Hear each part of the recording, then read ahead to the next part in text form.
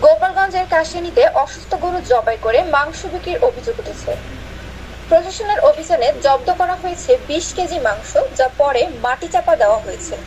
রবিবার রাতে কাশিয়ানী উপজেলার মহেশপুর ইউনিয়নের সাহেবচর বাঘিয়া মোড় এলাকায় কাইয়ুম কন্ট্রাক্টরের খামারের অসুস্থ 6টি গরু গোপনে জবাই করা হয়। পরে বিভিন্ন এলাকায় মাংস বিক্রি করা হলে এলাকায় চাঞ্চল্যের সৃষ্টি হয়।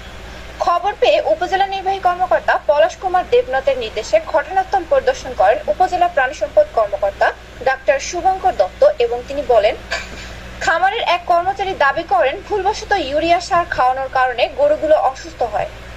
এ ঘটনায় আতঙ্কে স্থানীয়রা দ্রুত দোষীদের বিরুদ্ধে কঠোর ব্যবস্থা নেওয়ার দাবি জানিয়েছেন। আমাদের কাছে একটা সংবাদ আসে যে এরকম অসুস্থ কিছু গরু এখানে জবাই করা হয়। আমরা আমাদের মতো তদন্ত করার পরে সেখানে আমরা যখন এটা নিশ্চিত হই যে আসলে তারা সার মানে ইউরিয়া সার যখন ওই গরুকে খাওয়ায় তখন কিছু গরু অসুস্থ হয়ে পড়ে এবং তারা সেটাকে জবাই করে বাজারে বিক্রি করে।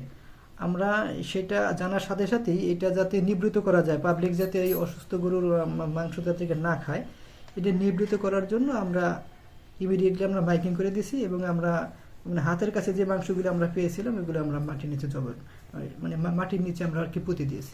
আচ্ছা।